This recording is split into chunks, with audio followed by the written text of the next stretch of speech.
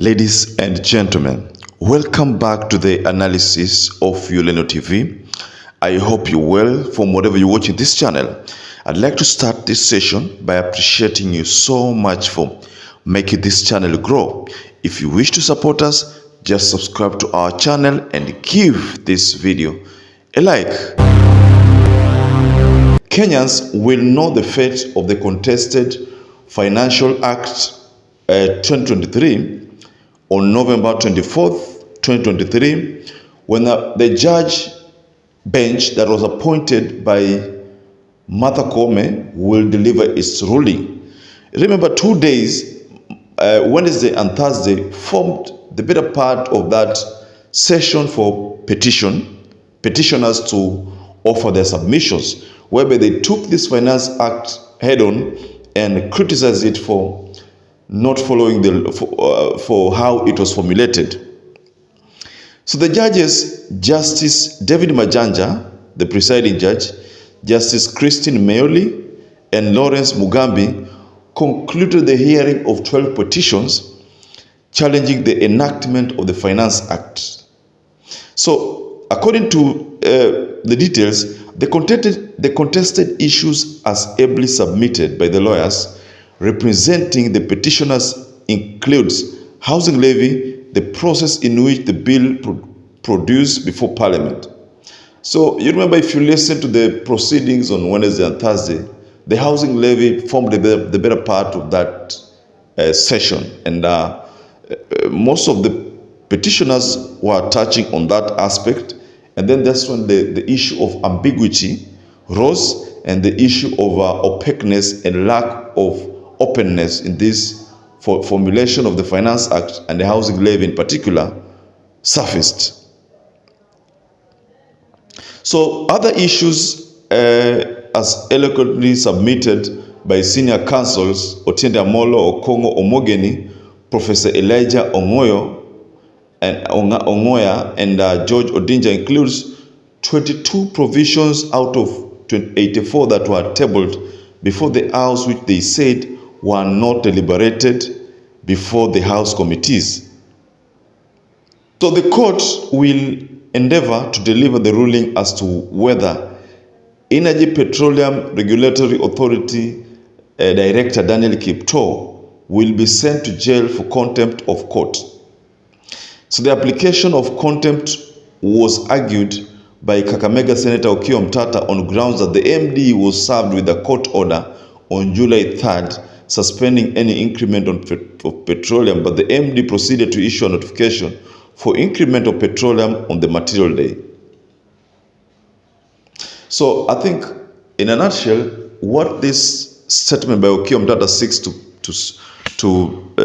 clarify is that when the Court of Appeal first declined to suspend to lift the suspension that was by the High Court on this Finance Act, declined to do that. So the MD, Charles Kiptoo, did not honor that. What he did, he went ahead and gave out new prices of diesel and petrol, or rather fuel. And this was contrary to what the courts had said. The courts had literally suspended it, but he went ahead and did the increment, and that affected Kenyans. Kenyans had to foot more on fuel, you know. So I think this is what Okiya Omtatah is responding to. Also, on the same responses there, you understand that on 24th of November, that is the time when the Justice Majanja led team, because Justice Majanja David Majanja is the presiding judge there. Now they're going to offer their ruling on the 24th of November. So let's just take at that duration. Let's look at that duration. We are still in September, you know, mid-September. So the ruling is supposed to be delivered in November 24th, whereas the Court of Appeal, the three judge bench that are formulated, gave up to 3 months for the lifespan, or gave a lifespan of 3 months for the Finance Act.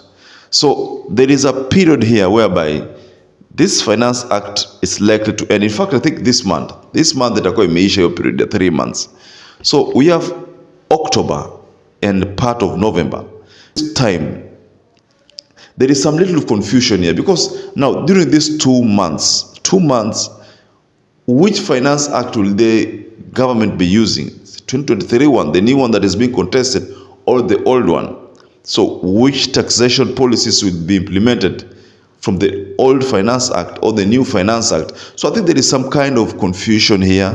Confusion ambayo iko hapo is likely to affect and probably likely to cause more court battles, because which Finance Act will the government be using? Because they were given only 3 months to implement.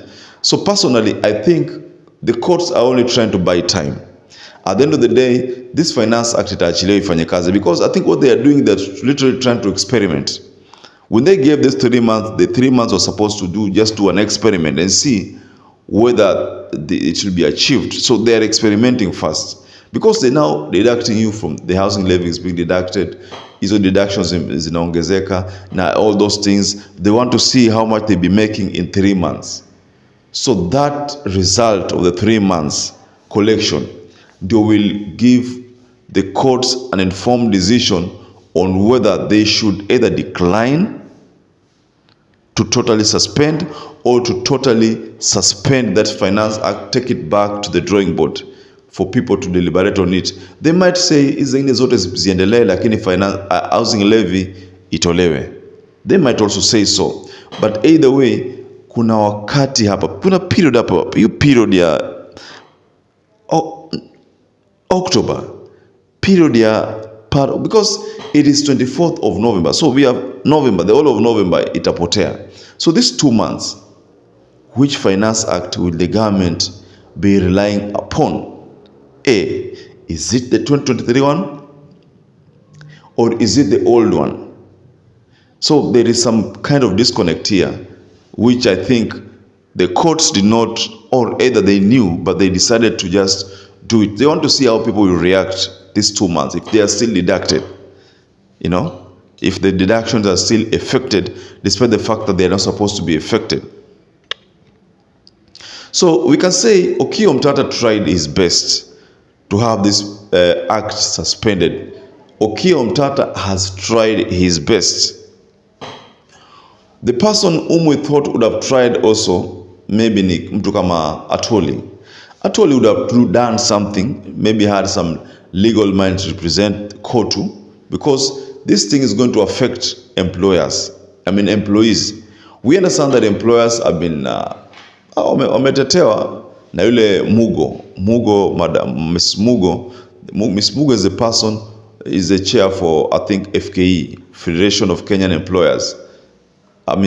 Federation of Kenyan Employers. She's the one who handles that docket. And I think she's been defending employers against that housing levy. And inaonekana ni kama atafaulu. But then the person who's supposed to defend workers ni Atwoli. But you know what happened to Atwoli? But someone told me something yesterday, a friend of mine, and he said, gave me reasons why Atwoli itambidi tu support hii serikali, itambidi support serikali kwa sababu ya mambo fulani. Na hayo mambo fulani alijaribu kundokozea, nikaona kwamba maybe ni ukweli. Because it's not easy for Atwoli to just assume kwamba yani aanze kupiga Raila Amolo Odinga vita hivyo tu. There is something that happened. I don't want to mention that thing because it will cause a lot of problems. So I won't mention it, but there is something. There is a great reason why Atwoli just, inambidi. Apendi, lakini inambidi. Yes? So, ladies and gentlemen, I'd like to rest my case there, but I'm kindly requesting anybody who knows something about what the Finance Act, the implication of that Finance Act, the 2 months that itakuwa the 3 months imeisha, but then the decision or the ruling is supposed to be given like 2 months later. That is in November 24th. So you can just share below the comment section to think that is going to happen, legally how that is going to affect the government, because when the Justice Majanja led team was issuing that verdict of giving a ruling on 24th, they knew very well that there was going to be that period ambayo itakuwa inapotea, but they chose to give 24th. So let's just wait for what is going to unfold as regards with that period. Please, if you're not subscribed to this channel, please subscribe to this channel, give this video a like, and don't forget to hit the notification bell. For those people who have supported this channel, I want to tell you here that I'm forever grateful for that support. Without you, this channel cannot grow. So until you catch up again, please stay safe and stay blessed.